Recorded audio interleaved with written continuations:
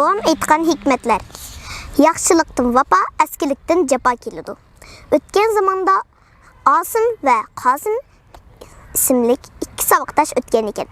Ular mahalli medresideki danışman ustaz qo'lda o'qiydi ekan. Bir kuni bu ikki shogirdning bilimini sinab ko'rmoqchi bo'lgan ustozi ularga vapa degan nima, japa degan-chi deb savol qo'yibdi. Ikkilan har qancha o'ylab bunga aniq javob berolmagandan keyin danışman yuqorqi mahallada ikki buvay bor. Bu savolning javobini ashular biladi. Shulardan bilib kelinglar debdi. Asım tirishqoq ham chiqishqoq muloyim ekan.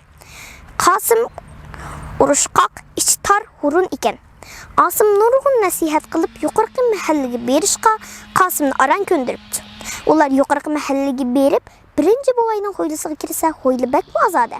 Mahalladagi cho'ng kichik hammaylar bu buvayni o'z dadisidek hurmatlab, oyog'i uzilmay kirib ahvol so'rab, uning ig'ir-yenik ishlarini qilib bergan. Buni ko'rgan Asım buva yashanganlarda mundaq zo'r hurmatga qanday erishdilar deb so'rabdi. Buvay, "Balam, men yoshligimda kishilar bilan chiqishib, tapqinimni mahalladagilar bilan tangyab, tanxajlab, bor yo'qimni ayamadim. Hech kimni ranjitmadim. Qo'limdan kelishicha boshqalarga yaxshilik qildim. Qayraganda mahalladagilar hurmatlab menga vafo qildi. Hech qanday yolg'izchilik tartmay obdan ketyapman" debdi. Ular ikkinchi buvayning ho'ylisiga kirsa, ho'yli paskinachilikqa to'shqan bo'lib, buvay nihoyat qiyin turmush o'tkazayotgan ekan. Bundan hayron bo'lgan ikki saboqdosh buva, "Nimishqa bunday qiyin turmushda qoldingiz?" deb so'rabdi. "Bolalarim, meningdan nasihat shuki, yoshliginglarda boshqalar bilan chiqishib o'tib, qo'linglardan kelishicha boshqalarga yaxshilik qilinglar. Men yoshligimda tarsa, gumonxo'r, piqsiq edim.